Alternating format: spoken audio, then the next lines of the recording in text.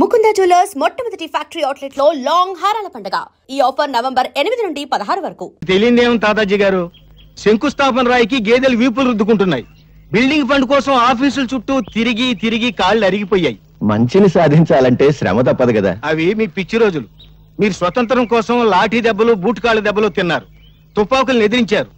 స్వతంత్రం వచ్చాక ఆఫీసర్ల లంచాల దెబ్బలు, రికమెండేషన్ దెబ్బలు, మంత్రుల కమిషన్ దెబ్బలు మేం తింటున్నాం. నిజం చెప్పేదా, అసలు ఆ తెల్లవాడి రోజులే బాగున్నాయి.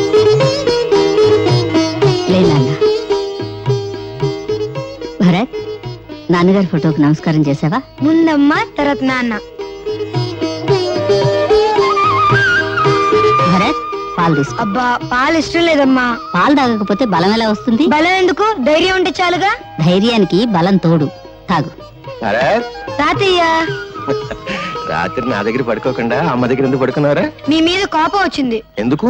మొన్న భారతదేశ అన్నపూర్ణ అని చెప్పారా? చెప్పాను. నేను మా మాస్టరు మన భారతదేశంలో 10 కోట్ల మంది తిండి లేక అల్లాడుతున్నారని చెప్పారు. పెద్దోడివి అబద్ధాలు చెప్పచ్చా? అదే ఇక్కడ కొట్టవాకండి. ఇక్కడ చిన్న మైదానం ఉంటుంది, ఇదిగో ఇక్కడ.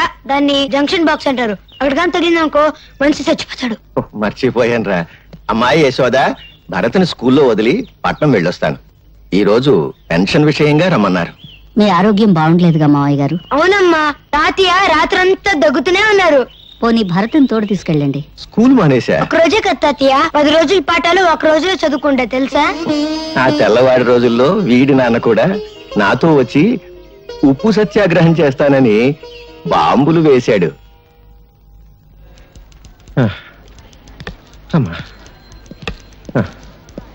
బాబు, ఇది ఎన్నో అంతస్తు? 5వ అంతస్తు.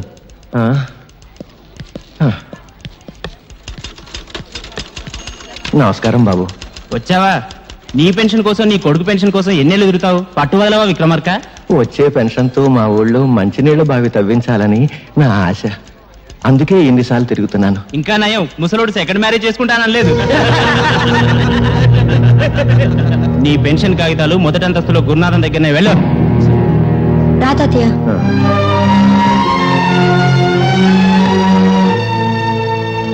నమస్కారం అండి. సిగరెట్ ఉందా? లేదండి. సిగరెట్ లేదు, పని మాత్రం కావాలి. నీ కాగితాలు నా దగ్గర లేవు. 4వ అంతస్తులో నాంచార దగ్గర ఉన్నాయి. ఇక్కడున్నాయని చెప్పారుగా. గవర్నమెంట్ కాగితాలు మా ఇష్టం. ఆడుకుంటాం, లేదంటే సరదాగా మున్సిపాలిటీ కుప్పలా పారేస్తాం. కుర్ర కొంక.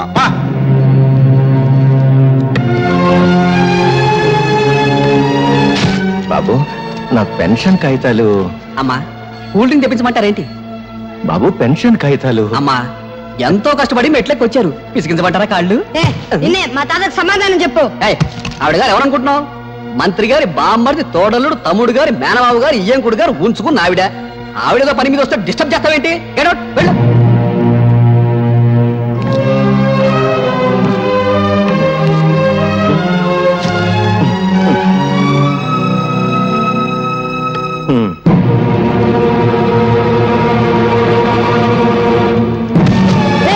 మా తాత కంటే అది ఎక్కువ. ఎక్కడా మా తాత పెన్షన్ ఖాతాలో? ఎక్కడా? ప్రభుత్వ ఉద్యోగుల మీద దౌర్జన్యం!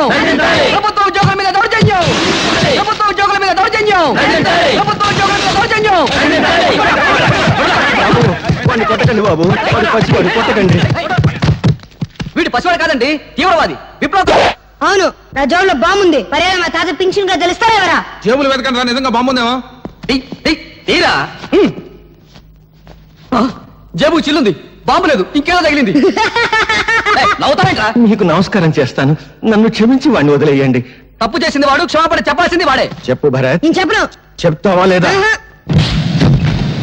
చెడు వినకు, చెడు మాట్లాడకు, చెడు చూడకు, నవ్వుకో, నీ రూటే మార్చుకో.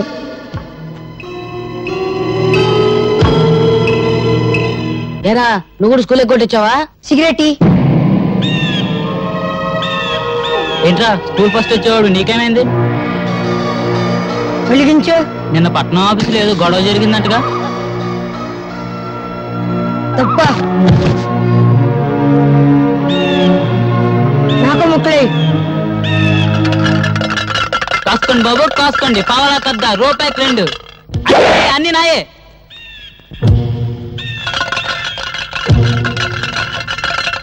ఏంట్రా చూపు, ఏ పన్నాం? ఇప్పుడు నువ్వు నా కళ్ళల్లోకి నీ కళ్ళు పెట్టి సూటిగా చూస్తున్నావు. ఇప్పుడు నువ్వు నా మనిషివి.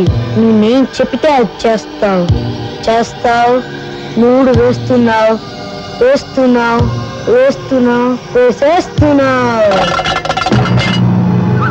3 పడింది. డబ్బులని నావే. స్కూల్ ఎగ్గొట్టి మీరు చేస్తున్న పని ఇదా? నువ్వు చెడి వినాక ఊళ్ళో వాళ్ళని కూడా చెడగొడతావా? ఇదిగో ఇక్కడ కొట్టమాక, ఇక్కడ చిన్న మీద ఉంటుంది. ఇదిగో ఇక్కడ దాన్ని జంక్షన్ బాక్స్ ఉంటుంది. అక్కడ కానీ తగ్గలేదు ఒక మనిషి చచ్చిపోతాడు. అంత మంచి కుటుంబంలో పుట్టి వెధపల్లి చేసే కంటే నువ్వు చావడం మేలు. భరత్ వచ్చాడమ్మా? ప్రైవేట్కి వెళ్ళి ఉంటాడు మావయ్య గారు. ఈసారి మార్కులు ఎక్కువ తెచ్చుకోవాలని 24 గంటలు చదువుతున్నాడు. ఆ పట్టుదలే కావాలమ్మా. వాడి మనసులోని విశ్వాసం, పట్టుదల వాడి కళ్ళల్లోనే కనిపిస్తోంది. చూశావా? వాడు పెద్దయ్యాక దేశమంతా వాడి పేరు వినిపించాలి. వినిపిస్తుంది. వెధవపాలు చేస్తూ ఉంటే. తాతాజీ గారు ఏం చెప్పమంటారు? మీ భరత్ స్కూల్కి వచ్చి 20 రోజులైంది. పైగా స్కూల్కి వచ్చే పిల్లల్ని తలపగ కొడతానని బెదిరించి, ఇదిగో చూడండి తెలుగు పుస్తకాల్లో ఏం చేశాడో.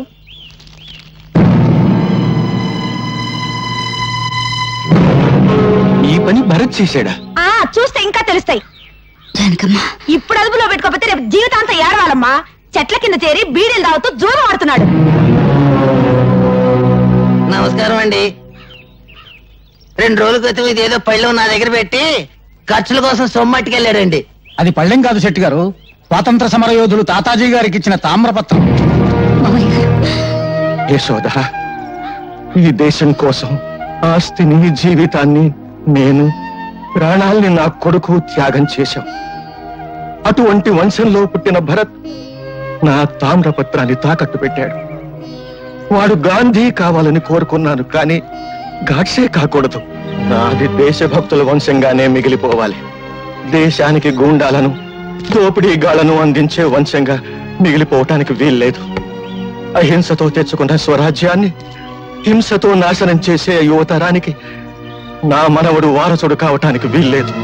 వాడు భగత్ సింగ్ కావాలి, చంద్రశేఖర్ ఆజాద్ కావాలి, అల్లూరి నేత.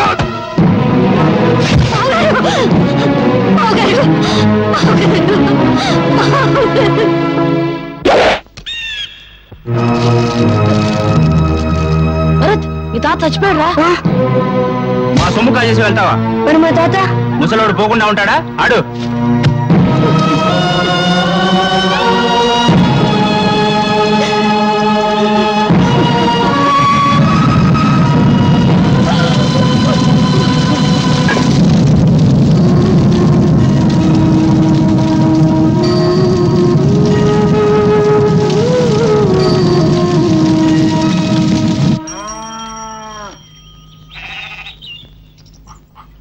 అమ్మా, ఎవరా నీకమ్మా? ఇంకోసారి అమ్మ అని పిలిస్తే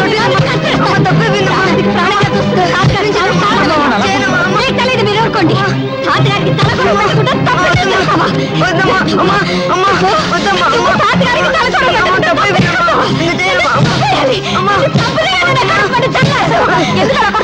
ఏదో పోస్తారో వదిలేదు కాదు.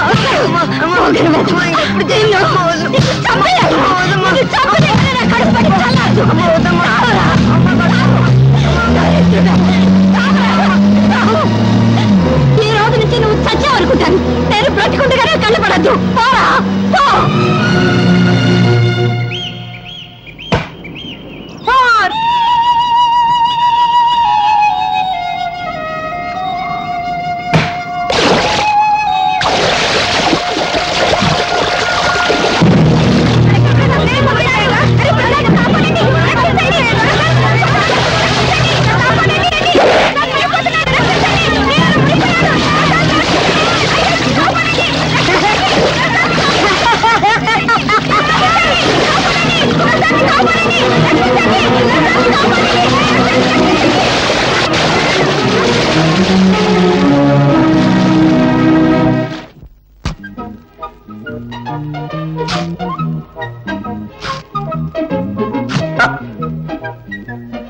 ఏదో బ్లేడు మళ్ళీ దిగింది. ఏడాది కూడా వచ్చి సాగదు. అయ్యా ధర్మం బాబు. ధర్మమ్మా నువ్వు చేయి, నేను తీసుకుంటా. ఏంటయ్యా, నీకు ధర్మం చేయాలంటే నేను లోపలికి నడుచుకుంటూ వెళ్ళాలా? పొద్దునే తాగిన కాఫీ అనవసరంగా అరిగిపోద్దా? డబ్బాలో ఉన్న బియ్యం చేత్తో పట్టుకోవాలా? పట్టుకుంటే చేతులు అరిగిపోతాయా? ఆ బియ్యం పట్టుకుని అక్కడి నుంచి ఇక్కడ దాకా మళ్ళీ నడుచుకుంటూ రావాలా? కాళ్ళు అరిగిపోతాయా? ఈ నష్టం నువ్వు భరించగలిగితే నీకు ధర్మం చేయడానికి నేను సిద్ధం. వద్దులే బాబు, ఇన్ని మాటలు చెప్పినందుకు నా నాలుగు అరిగిపోయిందని నా బొచ్చి లాక్కున్నా లాక్కోగలరు. నాలుగు అరిగిపోయిన సంగతి మర్చిపోయింది, ఏదైనా పడేసిపో. బంగారయ్య బంగారయ్య నీళ్ళలో పడ్డాడయ్యా. పడ్డాడా? దరిద్రం దొరికిపోయింది. 80 కోట్ల మందిలో కూడా పోయాడు. పడింది మీ వాడనయ్యా. లక్ష్మి ప్రసాద్, లక్ష్మీ ప్రసాద్. వాడు నీళ్ళలో పడి మునిగిపోతుంటే ఈ కుర్రాడే ధైర్యం చేసి కాపాడాడయ్యా. బాబు, ఒక్కగానొక్క బిడ్డ ఆయన కాపాడావు. ఏమిస్తే నీ అప్పు తీరద్దయ్యా. ఏ పట్టుకో.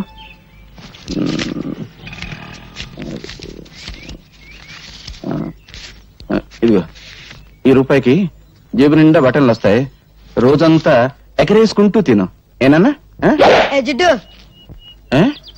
జిడ్డే? అవును, పరమ జిడ్డు. రూపాయి ఇస్తావా? నేనైనా అడుగు తినేవాళ్ళ కనిపిస్తున్నానా? జిడ్డు 500 పడే. 500? ఇలాంటివి 500? అవును, 500 కంటే 1 రూపాయి ఎక్కువ ఇచ్చినా విసిరేస్తా. నువ్వు విసిరేస్తే నేను ఏరుకుంటాను. పీడుగా. ఇదిగో ఇక్కడ కొట్టవాక. ఇక్కడ చిన్న మీద ఉంటుంది. ఇక్కడ ఇక్కడ దాన్ని జంక్షన్ బాక్స్ అంటారు. అక్కడ కానీ తగిలింది అనుకో మనిషి చచ్చిపోతాడు. అసలు నీకు మెదడు ఉందా? ఉంటే నా బిడ్డ మీద వ్యాపారం చేస్తావా? నీకొక్క కాని ఇవ్వను. ఇవ్వను. ఏం చేసుకుంటావు చేసుకో. ఏం చేస్తానా? రేపు నీ కొడుకు నాకు దొరకపోడా? దొరికిన వెంటనే మరికి పెద్ద బండరాయి కట్టి ఎత్తి నీళ్ళ పడేస్తా. లెక్క సరిపోద్ది. ఒరే నాయనా, బంగారు కొండ ఆగరా నాయనా. అగ్గిపుల్ల ఇవ్వరా అంటే అమెరికా రాసిస్తావని అడిగేటంత గొప్ప మనసురా నీది నాయనా. ఈ ఏరియాలో ఇంకెవరికి సాయం చేయక నాయనా. నీకు ఇస్తా ఇస్తా. 1 2 3 4 5. నా దగ్గరే లక్ష్మిని లాక్కున్నాడంటే అమ్మో, వీడు సామాన్యుడు కాదు. ముండివాడు రాజు కంటే బలవంతుడు. ఆయన్ని పట్టుకుని బొట్టలో వేసుకుంటే ఏమైనా చెయ్యొచ్చు. రే పిడిగా, నైనా ఎక్కడుంటున్నావురా? ఇప్పుడు నేను ఇక్కడ నిలబడి ఉన్నాను కదా, ఇక్కడ ఉన్నా. రే రే రే, ఏం తెలివితేటలు రా. నీ 500 నా జేబులో పడా. అవును, గాలికి నువ్వు అటు ఇటు తిరగడం ఎందుకు? ఈ కాలనీ నాది. రేపటి నుంచి నాతోనే ఉండు. అయితే నన్ను ఎత్తుకో. ఎందుకు? నా బరువు బాధ్యతలన్నీ నీవేగా. నీ ఆనందం అంగట్లో అమ్మ మొట్ట నలిగిపోతుందిరా.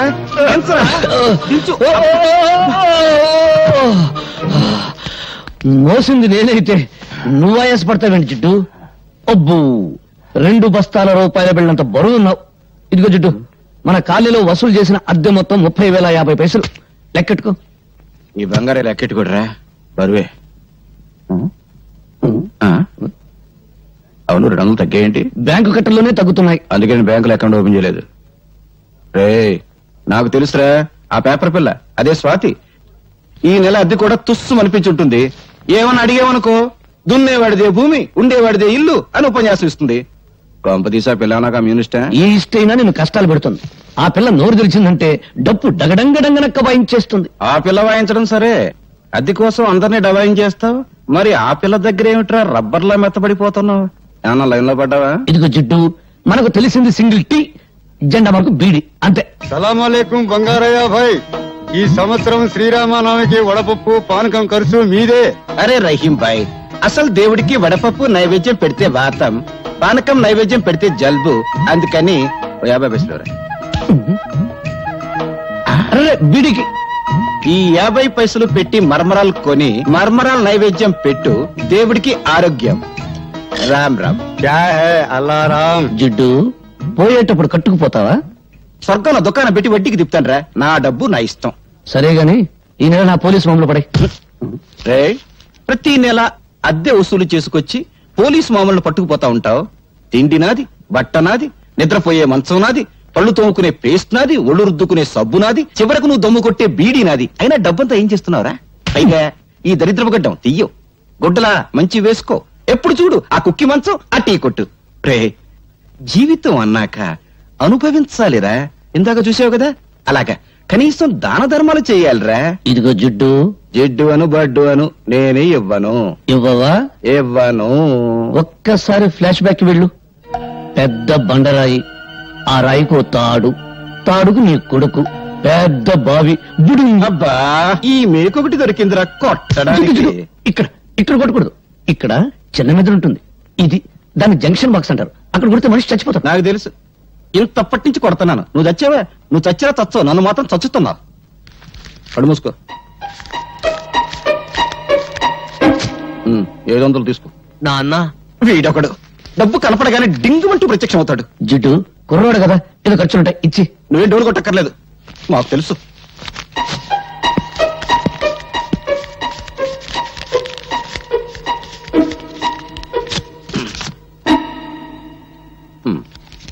వందేనా? సోకులు చేసుకుంటూ మోటార్ సైకిల్ మీద డుర్రు అంటూ తిరగడం కాదు, కష్టపడి సంపాదించి తెలుస్తుంది. 100 అంటే 10,000 పైసలు.